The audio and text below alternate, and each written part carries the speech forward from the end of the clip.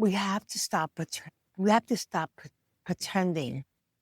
We have to stop. Like, you have to take a look and say, okay, your body talks to you.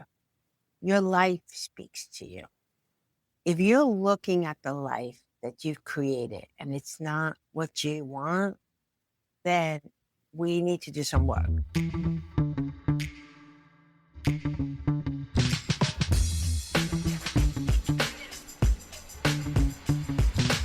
And welcome. It's Relationships at Work, the leadership podcast helping you build workplace connection, improve culture, and avoid blind spots. I'm Russel Lolacher, the host of the show. I am a communications leadership expert, a couple of successful decades in both those areas, and a whole heap of curiosity, just like yourself, on how we can make the workplace a better place. It should start with us, but it also is with our teams, our culture, what we're modeling, all things we've discussed over these hundreds of episodes of the podcast. There's always something to talk about, always something to dig a little deeper into. Today is no exception. My guest is bringing the positivity, the good and the bad out of it, and what it actually means when we're talking about authentic leadership versus positivity, which can get quite toxic in the workplace. People will be overly positive, and it seems to be, it seems to be a way of glossing over problems, challenges, issues, or it becomes a problem, challenge, issue on its own. Man, it can impact mental health. It can, so many things. And I'm not the expert. That's why I bring the expert of these things on the podcast. Today is, we're going to get into it with Johanna Laurent, and I'm going to clear some space so we can ask her a bunch of questions. Hold on. And on the show today, we have Johanna Laurent, and here is why she is awesome. She's a speaker, entrepreneur, and founder of Positive Phrases, a platform dedicated to spreading intentional, authentic positivity through words and actions. You kind of need both. She's also the author of Everything is Perfect, where she explores the tension between radical acceptance and performative positivity, challenging the idea that positivity should mean ignoring discomfort, or glossing over workplace pain. It should not, is what she's stressing here. And she's here. Hi, Johanna. Hi. Positivity. Oh, the different ways we can talk about this, the good and the bad, and I'm excited to. But first, you're not off the hook. I have to ask you the question I ask all of my guests, Johanna, which is, What is your best or worst employee experience? This was a really big thing for me. I have another company that I've had in business for over 20 years. And, and that's how Positive Phrases came about. Well, I used to focus, I have a sales team, and I would focus on the people that weren't really producing. Like, I would always spend time and energy and really draining myself. And my daughter came once, and I wouldn't even focus on the ones that were producing, which is kind of strange. I was kind of into the fixing mode. Instead of expanding what was working. And my daughter comes to the job and she goes, Mom, wow, that person's sales is amazing. He's doing great. And I said, wow, how funny is that? I don't acknowledge what's working. My focus is in what's not working, which came when I used to bring my mom and my dad, my report card. They would never acknowledge what was going good. Not making them bad or wrong. It's just, it's funny how patterns are created. And I said, wow, they would focus, if I got all A's and one D, which had happened, they were focused on that D instead of what was working. And I said to myself, it was a big breakthrough. And that employee, when I started focusing on him, became a multi-million-dollar producer in the company. Do you think it was, and I hear you, believe me, especially older generations or other cultures are very specific on that, the negative. They're like, oh, it's the stuff that's working I don't need to care about. I just need to care about that's not working. Do you think it might be a level, and I'm just guessing here, that they weren't working in the way that worked for you? You don't work how I work, so there must be something wrong. Do you feel like that might have been a part of it? 100%. We're too Right. busy. It's easy to like people that are like us. Come on, let's get real. That's the easy part. We can meet, if I can meet old Johanna, it's all good. I'm gonna have a fantastic life. It's gonna be awesome. Great experience. But it's not like that. And we all know that. And we're here to grow. And how do we grow? By seeing the greatness in others. But Russell, biggest breakthrough I've had is I couldn't see other people's greatness until I owned mine. So as critical as I was of others, I was really critical of myself. Everything is me. And when I really started like noticing that and observing that, that's when I started growing and producing what I wanted because I knew it wasn't outside of me. It wasn't the other person. It was me. And the more I own my greatness and the more I develop and master my craft, the more I create a space for them to master their craft. It's all an internal journey, Russell. Thank you for that. It is a huge staple of this show. Even though the show's called Relationships at Work, the number one relationship we have is the one we have with ourselves. 100. And that's the one that I don't think we stress enough about. We keep thinking of how are we going to do? How are we going to interact with other people? And that's just not the way it should be. What I love on this show is defining things because, again, we throw out terms all the time and don't always define them. Or sometimes my guest and I might have different understandings of terms. And since we're talking about positivity today, I'm curious, Joanna, about how you define workplace positivity. By staying, like one of my top producers goes, stay in your lane, Joanna. I go, ooh, that's a good one. Stay in your lane. Because, I have mastered my craft, right? They have mastered their craft. And when I go in someone's lane, I make it hard for them.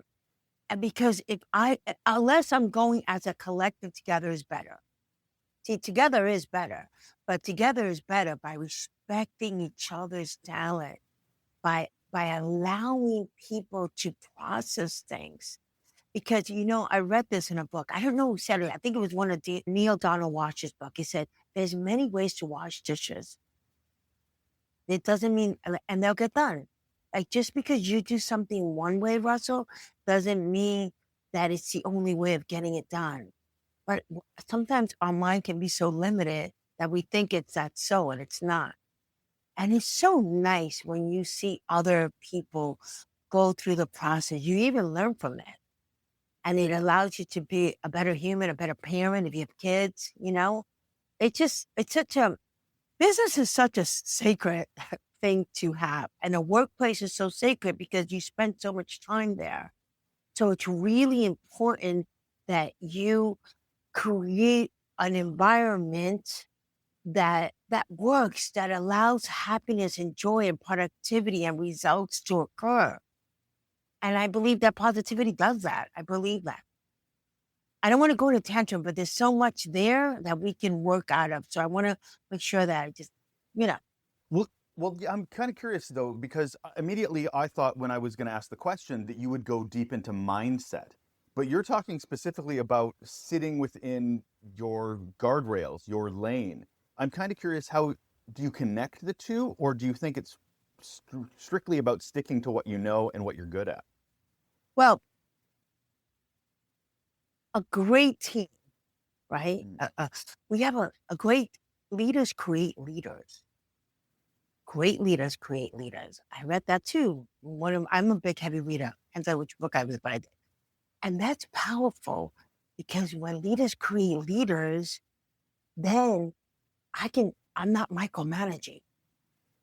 I'm allowing it to expand to higher, higher.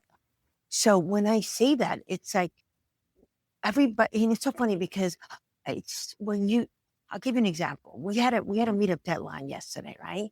And one of the people that's in the team, he can be a little negative, like a little downer. And before, it used to really upset me. I didn't have the tools to be able to deal with it, Russell. So I used to judge him and tune it out. instead of, even though he's a downer, he brings a lot to the table. So instead of reacting to what he's saying, I listened to what he said, and we were able to meet the deadline, cross the finish line, and hit a home run because I used to stop people, my employees, or stop people if they were, if they were saying something negative or it didn't land right with me. And I would never listen to the entire statement. I would interrupt them. And now I've learned to step back and allow people to speak and allow people to be. And when I do that, I see the gem in that conversation because I know that I'm causing my whole reality.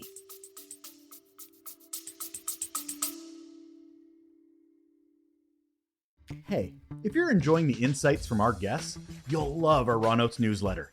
It's packed with guest takeaways, the resources that inspire them, and my own tips on how we as leaders can be better humans for the humans that we're responsible for. Go to relationshipsatworkshow.com and subscribe now and help the workplace be more human.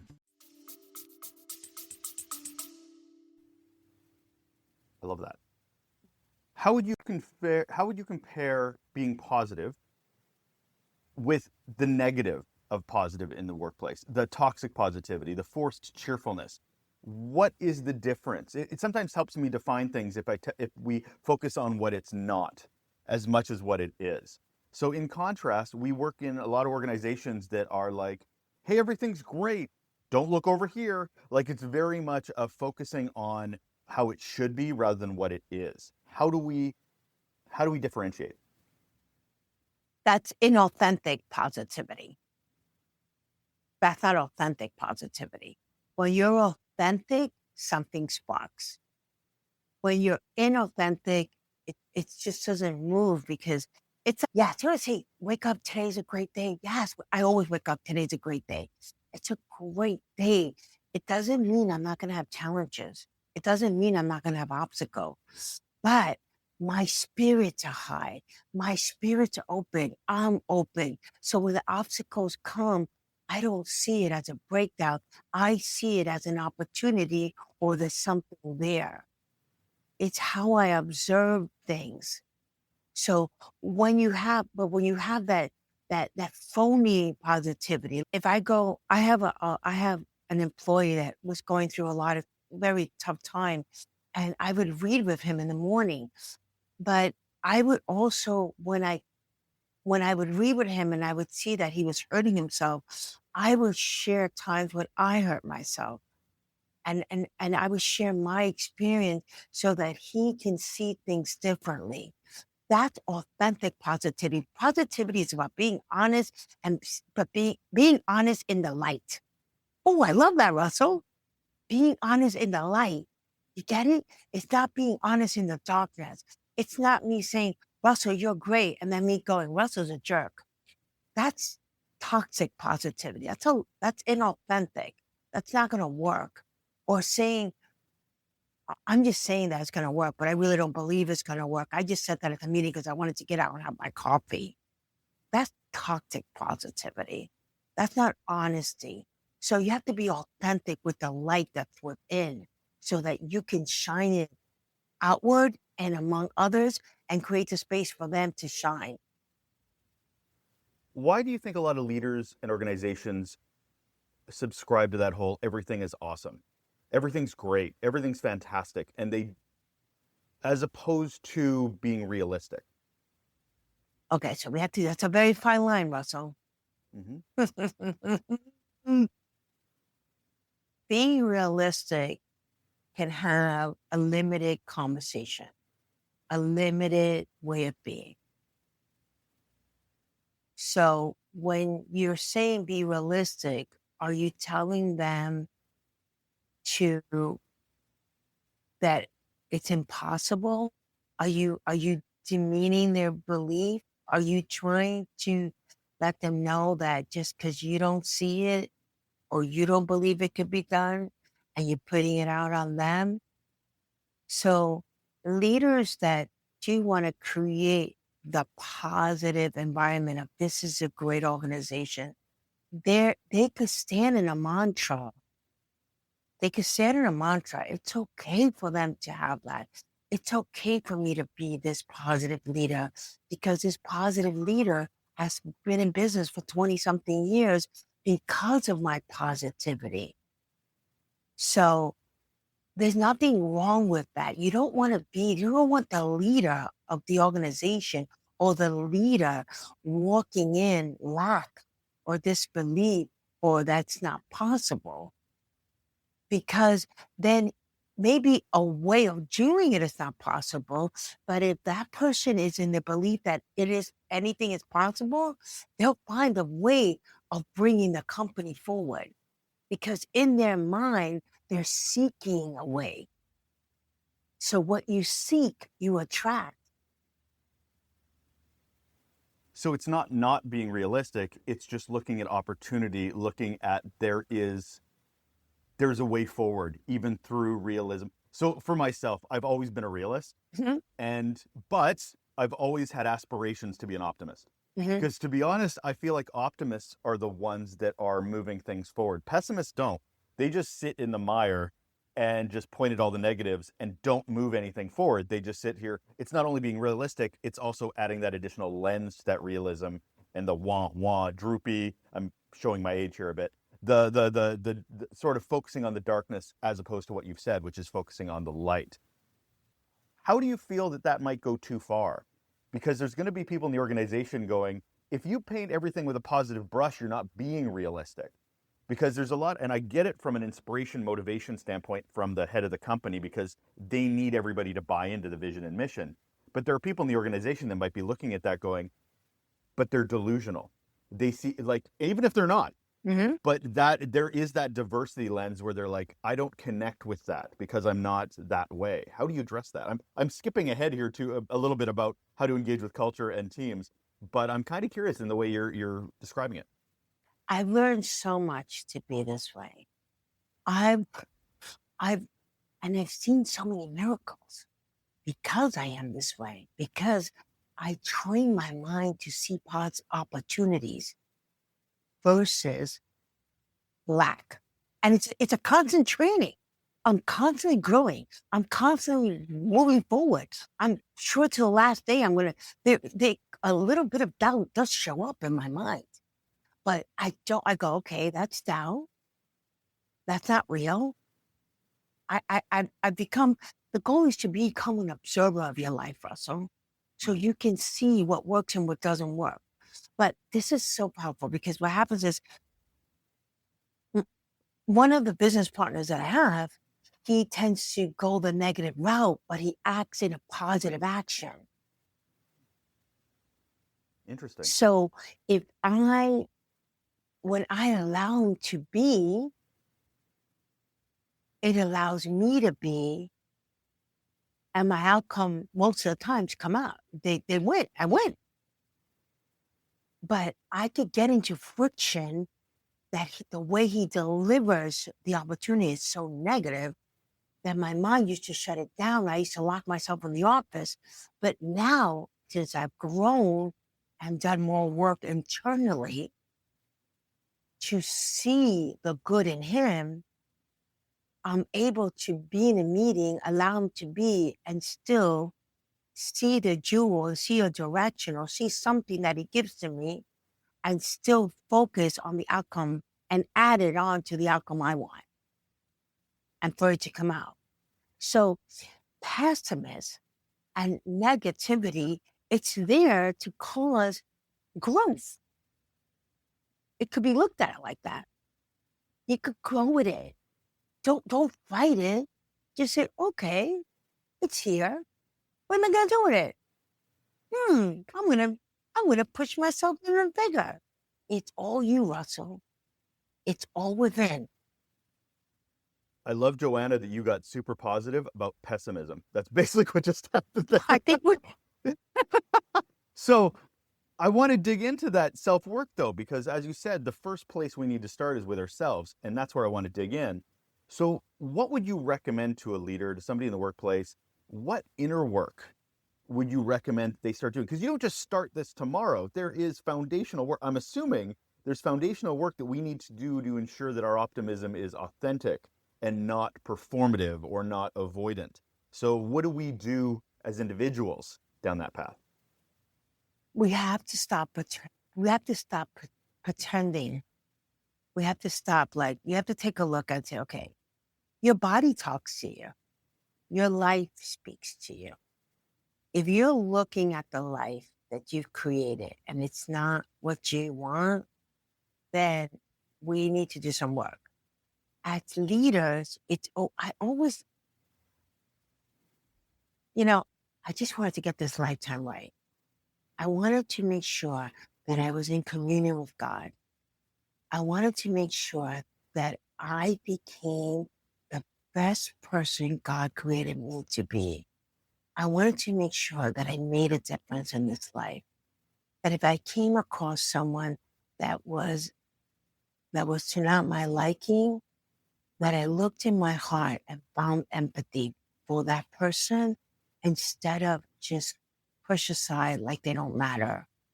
Mattering to me was important.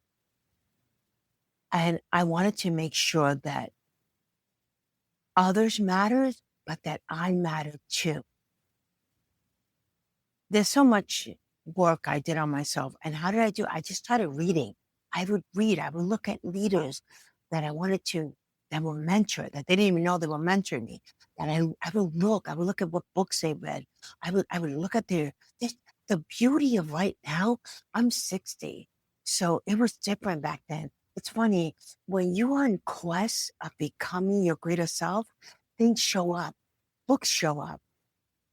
You'll go to the bookstore, you'll be like, interesting book, and you pick it up. Life brings you the road that you want to walk on. You just have to know where you want to walk, how you want to walk, who you want to be. And some people go, but I don't know. I don't know my purpose. I don't know what I want to do in this life. No worries. Don't get caught up in the how your life is going to turn out. Get caught up in who you choose to be. Identify a couple of things. If you choose to be wealthy, if you choose to be honest, if you choose to make a difference, start there. Start who you want to be, and the how and the journey will become. I never imagined in my lifetime that I was going to write a book, that I was going to be in business for 25 years. I've done not me, through me. Through my life, I've seen so many miracles, Russell. God has used me to bring lights to like an undeveloped countryside. I've been able to make a difference, but it's really through me becoming more of me. And everybody really wants the same thing when we really narrow it down. We want to love, be loved, and make a difference. I know. And business is like that. We want to start business because we want to grow. We want to be successful. We want to provide for our families. Some of us want to really make a difference. Some of us want to build schools. Some want to do like some massive changes in the world. But change begins within. Whatever you want to see in the world, Russell, whether it's goodness, kindness, more wealth, whatever it is you want to be, or whatever it is you want to see, you have to be it. You have to focus on becoming it, and it will be everything. Your whole kingdom of heaven is within. It took a lot of work to get here, Sure. and I'm still working on it. Trust me, every day. But I'd rather work on this and create heaven on earth. So when I get there, hopefully, I left all the gifts God gave me behind on earth. I like your attachment to learning because truthfully, there's a lot of people here who are not religious that are listening to this, who are not looking as God as a thing for them. I'm agnostic. So I look at this going, okay, I get not to say that I don't disagree with you because that is absolutely working for you. But what works for somebody else might be different, but still connecting to something bigger than themselves, purpose, vision. I mean, we can absolutely adjust it. It's all working in the same direction.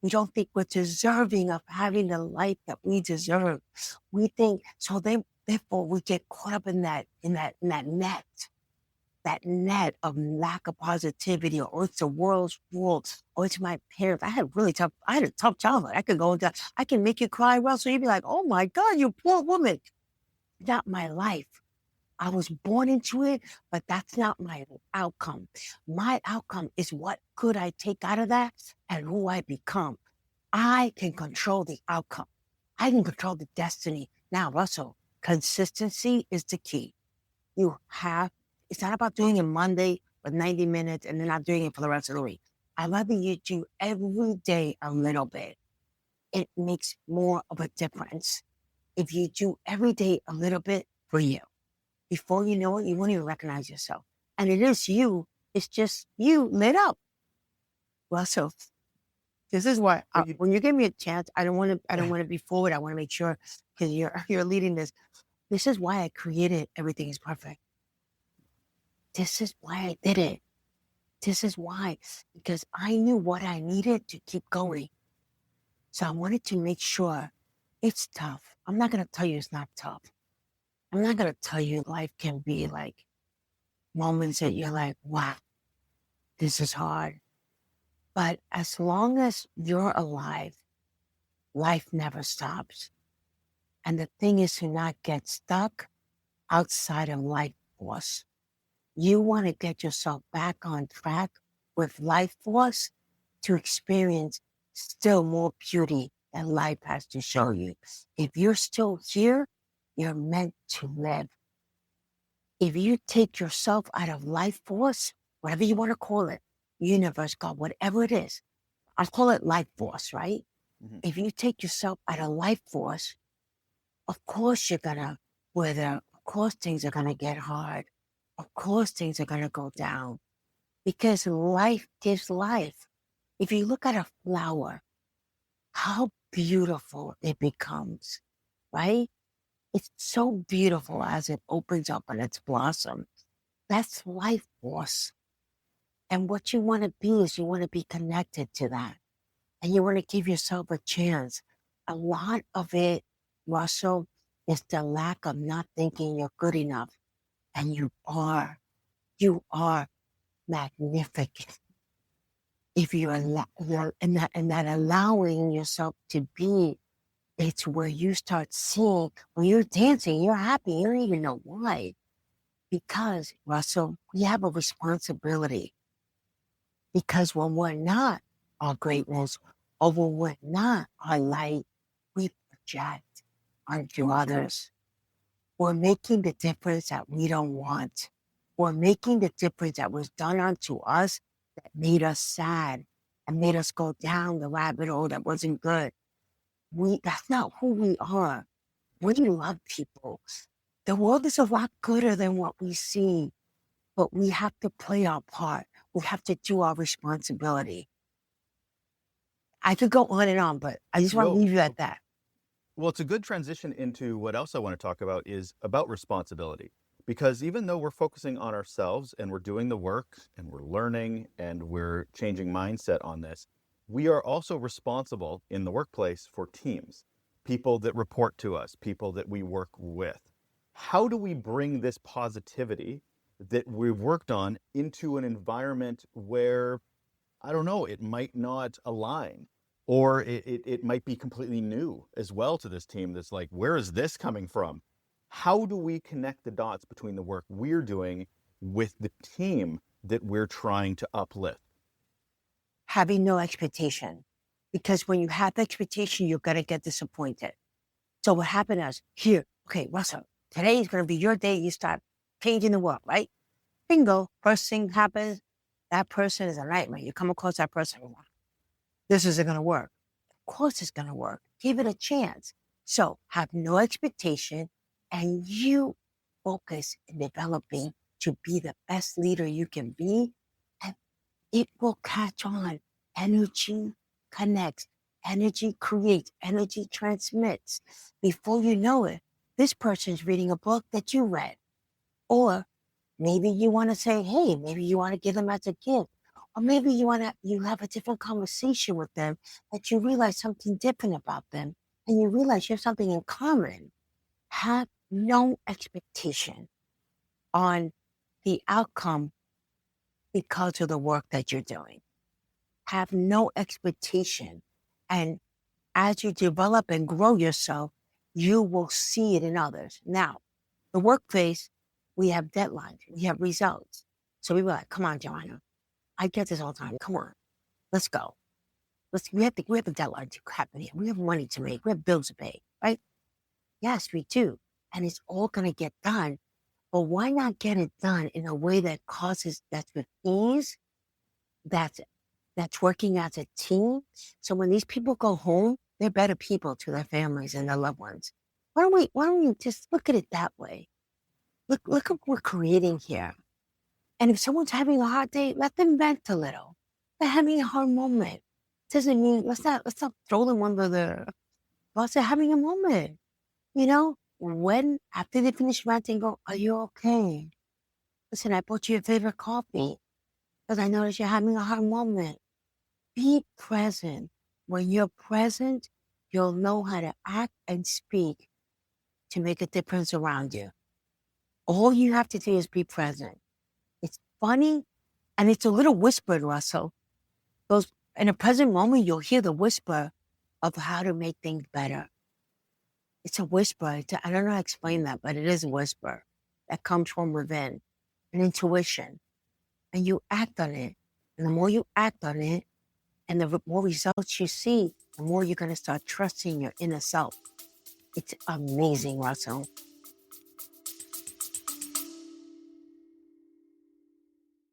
Want more from our conversations on the show? Subscribe to the Raw Notes newsletter. It's where I share top takeaways from our guests, the resources that fuel their success, and my personal insights on how we as leaders can be more human. And we need more human. Go to relationshipsatworkshow.com and sign up today to keep your leadership journey on the right path. I love talking about the space you're creating because it's acknowledging that not everybody has great taste. Positivity is not 24/7. We have to acknowledge that there are people having a hard time on our teams, but giving them the space is positivity. It is allowing that celebration or that struggle to sort of happen in that space, but we can't do it if we're walled off going, to your point when we started this conversation, which is you're not like me, so it must be wrong. So to come back to that point is you're not positive like me, so there's something that might be wrong. And I love that you're saying, no, that's not the case at all. It's you should provide space for that. So what are the teams feeling? If you're doing your job as a leader and you're creating positivity, and to your point, modeling that positivity so that they are being inspired to do their own journeys, what is a team feeling in that? I feel valued. Like I'm seeing the word valued. I'm seeing, I like, matter. what is it that you've seen? It allows them to become great. It allows their inner potential to rise. I have someone, without disclosing, that went from addiction, a heavy addiction, to one of my biggest leaders, married, a grandfather, a responsible leader. His whole life changed. All because allow people to go through the process where you know what? It's the same way the universe allows. The universe gives us grace, right? The universe gives us, come on. I'm like, oh, universe, you allowed me to do all this crap and you still came through for me? Thank you. You know, thank you. So why are we so selfish with ours? You know? You're making me think of communication, because just the way you're talking, the way you're expressing yourself, communication is one of the major foundations of this show. It's self-awareness, which we've talked about, situational awareness, understanding our teams, but communication. What does communication look like? Workplace language look like if we're trying to be positive and also avoid toxic positivity language? What are some things we should be looking for, both positive and negative? This is really important. If you're angry, let's say I'm angry, something happened, cause anger with me, whatever, I have to pause. Pause, Joanna, because I could treat someone, I could take that anger and come off and say something like, I want you to get that work done. Instead of pause, you're angry. You're not right now, should be speaking. Control yourself, guide yourself. Take a walk, get a glass of water, shift, shift. Why, for oxygen, why did I get so angry? Why did that bother me so much? Because if I don't resolve that anger, I'm going to project it. I'm going to treat someone terribly. And then I'm going to have to clean that up. And sometimes you can lose the opportunity of cleaning that up. So, really bad. So you could say something to someone in a very horrible thing and they don't forget it. Because you know what's crazy, Russell? Someone could tell you, I love you a million times and you get it. But someone can say, Russell, I hate you. And that I hate you will live longer in your mind than the thousand I love you I told you. So that's how careful we have to be with our anger and our negativity that's toxic. Not, not, I don't know if we can do this. That's different. That's you're being honest. I don't know. I don't see a way. Okay, I get it. You don't see it, but be with me. Now, see, when you're being honest, if I don't see a way, I don't get it, Joanna. I don't get what we should call that client. I don't understand. When you give the space of someone to be honest with their feeling, it doesn't mean they're negative. It's just that they're explaining to you. I just don't see it. But if you don't give them the space of them saying that I don't see it, and then in the back of their mind, I hate this job. See all that stuff that can happen there that's unnecessarily. So, but if you give the space of someone to express himself and listen, then if you really listen without having an answer, in your mind, if you really listen to them, the next thing you say to them will push it forward. It, go There's ahead. a lot. No, there's a lot of people, a lot of leaders that will go down this path, become positive, have their teams down that path, but they're still working in an organization that's so focused on results. They don't care if you're negative or positive, as long as you're hitting a checkbox, as long as the widget's getting made or the service is getting delivered. That's all that matters. It's about the bottom line. How do you navigate a culture as a person that's trying to show positivity, not masking, trying to be genuine and authentic for your teams, and yet the executive or just the way the world operates in that organization might not align? You're hearing a lot of CEOs now in their 70s and 80s and 60s saying how they regret that, how they regret not making family first, how they regret the difference that they didn't make. You hear a lot of that now. You hear a different conversation. You hear a lot of you start losing your top employees. That can happen. And the way it happens is, so if you are at a job that you don't like, always be your best anyway. If you really trust that the universe is going to provide for you, be the best and it will come. Opportunities came to me by just being the best. I never imagined that I was going to be president of a company or running a team. I was just always my best, Russell, and the opportunity came. So as a leader, a lot of leaders, if you look and you start looking at YouTube, a lot of these leaders are saying, a lot of these videos out there, they're saying, I made a mistake, you know, or they're living their last chapter of their life going, I treated these people horrible. Look what I did. Haunting memories. That's what you have to be careful. You want to make sure that you're creating memories that are going to be beautiful at the end of this journey of your life. Because how you treat others, I don't care if it's a workplace, I don't care if it's at McDonald's online, I don't care if it's a Starbucks, I don't care where it is, will transmit back to you. It is what it is. I didn't make that law. Everybody knows it. You can experiment with it. It is what it is. So I notice a lot of CEOs saying that you can get results and create a great environment. It is possible. And I think these new leaders are into doing their homework. And if they're not, then that's why I'm out here to make sure that, I can only do my best, Russell. I can only be my best leader, so that I can become an inspiration. I don't want to tell people what to do. I want to be an inspiration for others. How do you integrate this into a culture then? So we talked about consistency.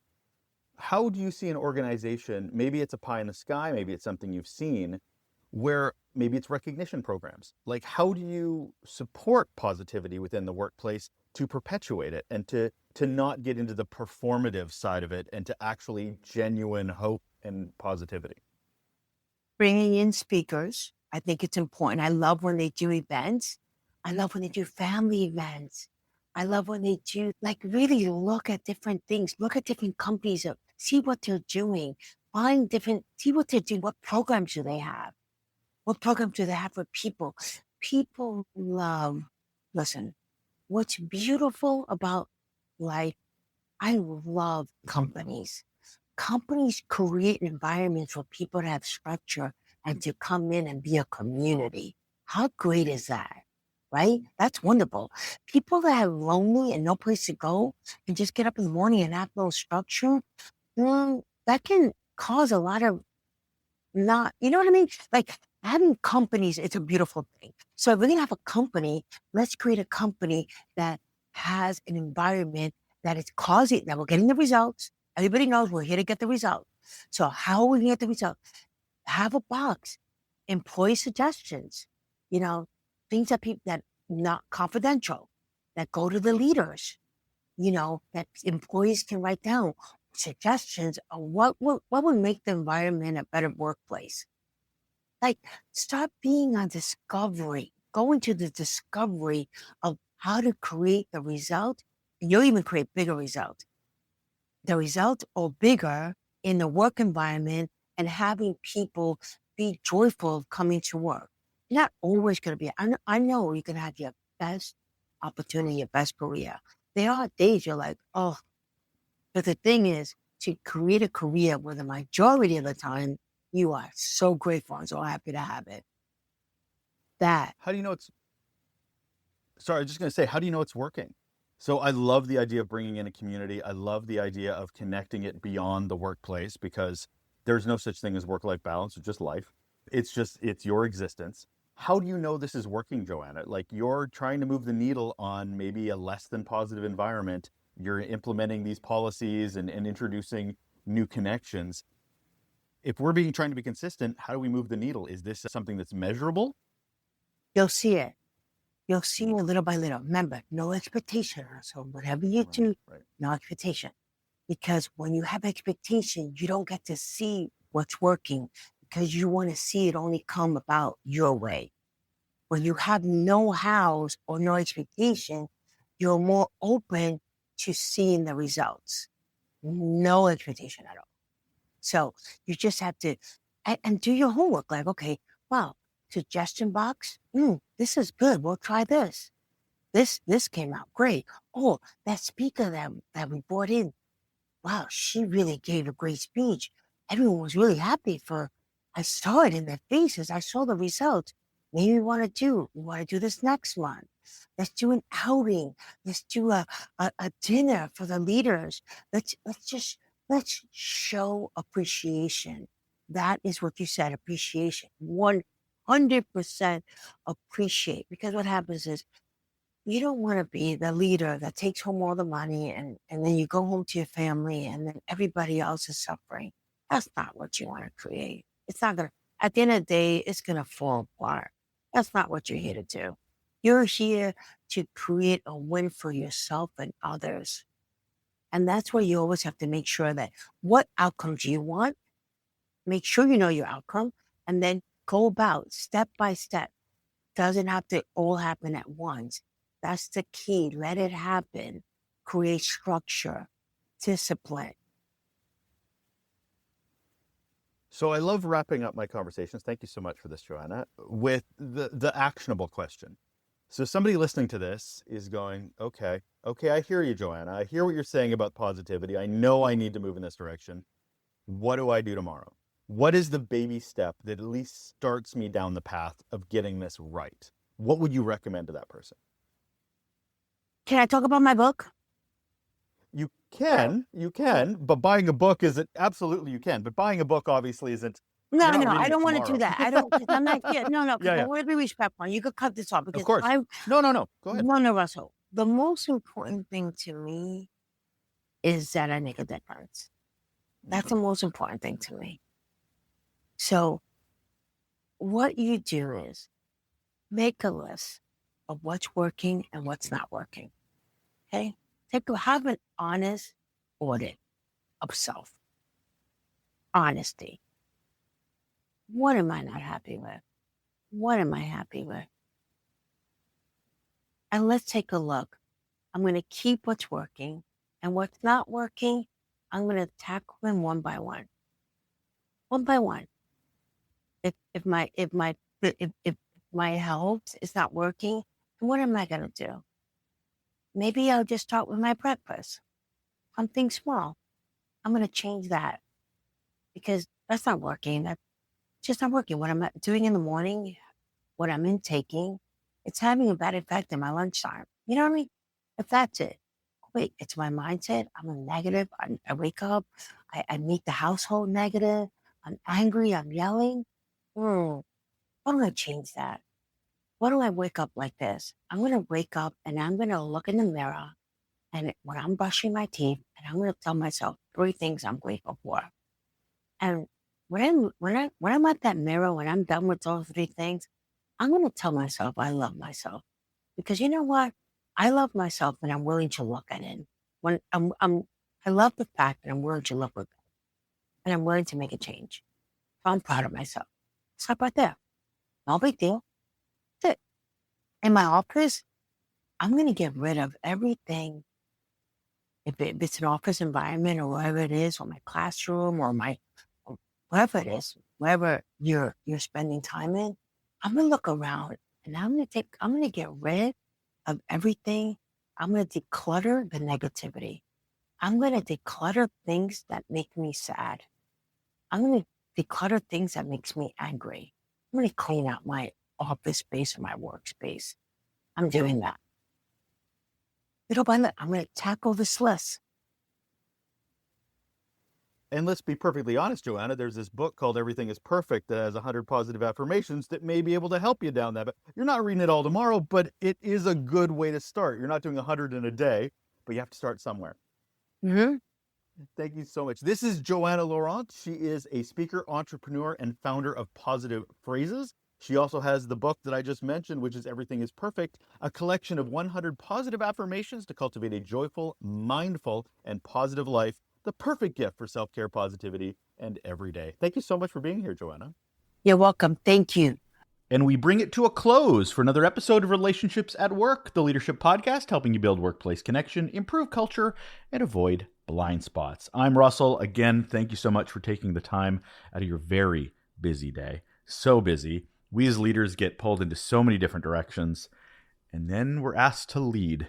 It's a difficult challenge out there when we're need the space and the time to lead when it feels like we don't have either of those things very often. So again, I can't be grateful enough to you for taking the time, whether it's during your workday or you're doing this on your own time, to invest in yourself. So thank you very much for doing that. We're going to do it again next week with another fantastic guest. But you can also look forward to our mini episodes, which come out near the end of the week, under 10 minutes or so, little mindset shift. It's a nice little companion piece to the guest conversations we have as well. So if you really want to double dip into your leadership development, well, you got 2 opportunities every week here on the show. Okay, take care of yourself, and we look forward to talking to you again. Bye.